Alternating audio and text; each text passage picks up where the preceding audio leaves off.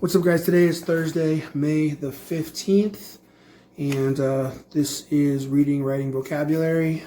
And today we're going to go over Chapter 9. We're going to read through Chapter 9 of The Giver and briefly go over what occurred in Chapter 8. All right, so Chapter 8 ended with the crowd sort of chanting like, Jonas, Jonas, Jonas, and then it got louder and louder. It's actually kind of creepy, I thought, but it's basically the crowd's way of acknowledging that Jonas he's special. He's about to get the same job as one of the elders have, and be the receiver of memory. So it's a really important job, and it's the reason that he was skipped over when they were going over the jobs of everybody. So clearly it was not a mistake. And the 5 traits that they said that he needed to be the receiver of memory is intelligence, integrity, courage, wisdom, and the capacity to see beyond, which the capacity to see beyond is something that was illustrated to us when he had the apple in his hand, and then just more recently in the book he looked at the crowd and their faces changed, so he just has this special ability that's been recognized by the elders. All right, so we're going to jump into chapter 9. All right, so here we go. So now basically the ceremony's over and Jonas got his job as the receiver of memory, and we're going from there. All right, now chapter 9. Now for the first time in his 12 years of life, Jonas felt separate and different. He remembered what the chief elder had said, that his trainings would be alone and apart. But his training had not begun already. Upon leaving the auditorium, he felt the apartness. Holding the folder she had given him, he made his way through the throng, looking for his family unit and for his friend Asher. People moved aside for him. They watched him. He thought that he could hear their whispers. "Ash," he called, spotting his friend near the rows of the bicycles. "Ride the bike with me?" Sure," Asher smiled, his usual smile, friendly and familiar. But Jonas felt a moment of hesitation from his friend, an uncertainty. Congratulations," Asher said. You too," Jonas replied. "It was really funny when she told about the smacks. You got more applause than anybody else." The other new 12s clustered nearby, placing their folders carefully into the carrying containers on the backs of their bikes. In each dwelling tonight, they would be studying the instructions for the beginning of their training. Each night, for the years, the children had memorized the required lessons for school, often yawning and bored with wisdom. Often yawning with boredom. Tonight, they would all begin to eagerly memorize the rules for their adult assignments. "Congratulations, Asher," someone called. Then that hesitation again. You too, Jonas." Asher and Jonas responded with congratulations to their group mates. Jonas saw his parents watching him from the place where their own bicycles were waiting. Lily had already been strapped into her seat. He waved. They waved back, smiling. But he noticed that Lily was watching him solemnly, her thumb in her mouth. He rode directly to his dwelling, exchanging only small jokes and unimportant remarks with Asher. "See you in the morning, recreation director," he called, dismounting his bike as Asher continued on. "Right, see you," Asher called back. Once again, there was just a moment where things weren't quite the same, weren't quite as they always had been through their long friendship. Perhaps he had imagined it. Things couldn't change with Asher. The evening meal was quieter than usual. Lily chattered about her plans to volunteer for work. She would begin, she said, at the nurturing center, since she was already an expert at feeding Gabriel. "I know," she added quickly when her father gave her a warning glance. "I won't mention his name. I know I'm not supposed to stay or know his name. I just can't wait for tomorrow to come," she said happily. Jonas sighed uneasily. "I can," he muttered. "You've been greatly honored," his mother said. "Your father and I are very proud." It's the most important job in the entire community, Father said. But just the other night, you said that the job of making the assignments was the most important. Mother nodded. That is different. It's not a job, really. I never thought or never expected. She paused. There is only one receiver. But the chief elder said that they had made the selection before and that it had failed. What was she talking about? Both of their parents hesitated. Finally, his father described the previous selection. It was very much as it was today, Jonas. It was the same suspense, as 111 had been passed over when the assignments were given. Then the announcement. When they singled out the one, Jonas interrupted. What was his name? His mother replied, her, not his. She was a female. But we are to never speak her name or use it again for now or any new childhood.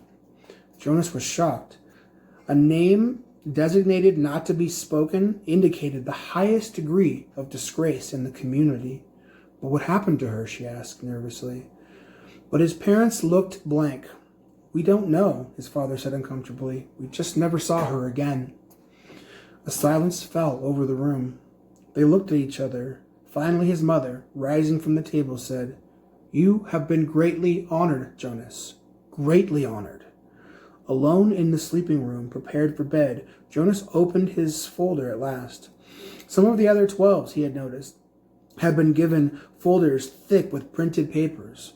He imagined Benjamin, the scientific male in his group, beginning to read the pages of the instructions with relish.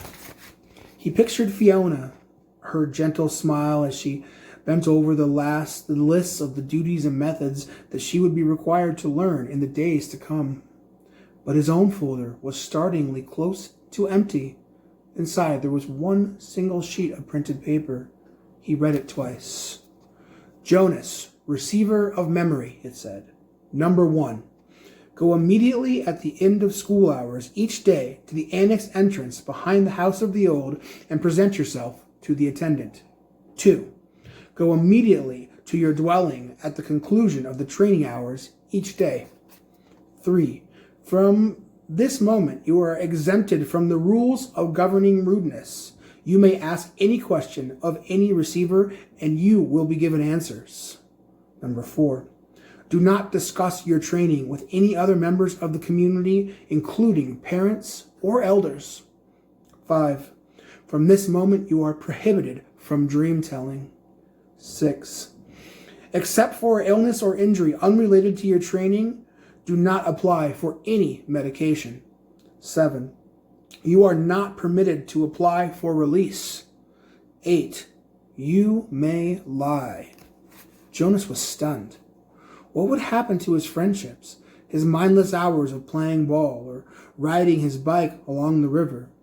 Those had been happy and vital times for him. When they were completely taken from him now, the simple logistic instructions, where to go and when, were expected. Every 12 had to be told, of course, where and how and when to expect to report for training. But he was a little dismayed that his schedule left no time apparently at all for any recreation. The exemption from rudeness also startled him. Reading it again, however, he realized that it didn't compel him to be rude. It simply allowed him the option. He was quite certain that he would never take advantage of that. He was so completely, so thoroughly accustomed to the courtesy within the community that the thought of asking another citizen an intimate question, of calling someone's attention to an area of awkwardness, was just unnerving. The prohibition of dream telling, he thought, would not be a real problem. He dreamed so rarely that the dream telling did not come easily to him anyway, and he was glad to be excused from it. He wondered briefly, though, how to deal with the morning meal. What if he did dream? Should he simply tell his family unit, as he did so often anyway, that he hadn't dreamt? That they would lie still? Still, the family rule said, well, he wasn't quite sure he was ready to think about that one final rule on the page. You may lie. The restriction of medication unnerved him. Medication was always available to citizens, even to children, through their parents. When he crushed his finger in the door, he had quickly, gasping into the speaker, noticed that his mother, she had hastily requisitioned relief of pain medication, which had promptly been delivered to his dwelling. Almost instantly, the excruciating pain in his hand had diminished to a throb now, and he could recall the experience. Rereading rule number 6, he realized that a crushed finger fell into the category of unrelated to training. So if it ever happened again, and he was quite certain that it wouldn't, he would be very careful near heavy doors since the accident. So he could still receive medication. The pill he took now each morning was also unrelated to training, so he would continue to receive that pill. But he remembered uneasily what the chief elder had said about the pain that it would come with his training. She had called this pain undescribable. Jonas swallowed hard, trying without success to imagine what the pain might be like, with no medication at all to help. But it was beyond his comprehension. He felt no reaction to rule number 7 at all. It had never occurred to him under any circumstances that he might ever even reply for release anyway. Finally, he steeled himself to read the final rule again. He had been trained since his earliest childhood, since his earliest learning of language, never to lie. It was an integral part of the learning of precision of speech. Once, when he had been 4, he had said just prior to the midday meal at school, "I'm starving." Immediately, he had been taken aside for a brief private lesson in the language precision. He was not starving, he pointed out. He was hungry. It's different. No one in the community was ever starving. No one had ever been starving, and no one would ever starve. To say starving was to speak a lie, and lies were not permitted. Even an unintentional lie, still not permitted. But the reason for precision of language was to ensure that unintentional lies were never uttered. Did he understand that? They asked him, and he had. He had never, within his memory, attempted to make a lie. Asher did lie. Lily did not lie. Asher did not lie. Lily did not lie. His parents did not lie. No one did, unless. Now Jonas had thought that he never thought about this before. The new thought was frightening. What if the other adults had, upon becoming 12s, received their instructions, the same terrifying sentence? What if they had all been instructed, "You may lie"? His mind reeled. Now, empowered to ask questions of the utmost rudeness and promise answers, he could conceivably, though it was most unimaginable, ask someone, some adult, his father perhaps, "Did you ever lie?" But he would have no way of knowing if the answer was true or untrue. And that is the end of chapter 9. Okay? So now Jonas is finding out that his job not only is really important, but that it's pretty lonely and carries some weird responsibilities that he's never been used to before, like the ability to lie, not being required to take medications, not being able to ever apply to be released. These are all things that other citizens have that he doesn't. And he's already pondering, like, well, if I could lie, what kind of lies would I tell? Or if I could ask somebody if they had lied, what would they say? And how would I know the truth? All right, so these are all really important questions that lead us into the next chapter. All right, so critical thinking questions tomorrow, and we will check in then. So hopefully you guys got this read today, and go ahead and reread through it. Take any notes that you need so that you know the important things that happened. I'm definitely going to ask you about some of the important rules that apply to his job, so be ready to answer that. Just want you to think about what it would be like if you were Jonas in this situation, and all of a sudden everything that you've ever known as truth or as rules completely changes. All right, so we'll talk to you guys tomorrow. Bye.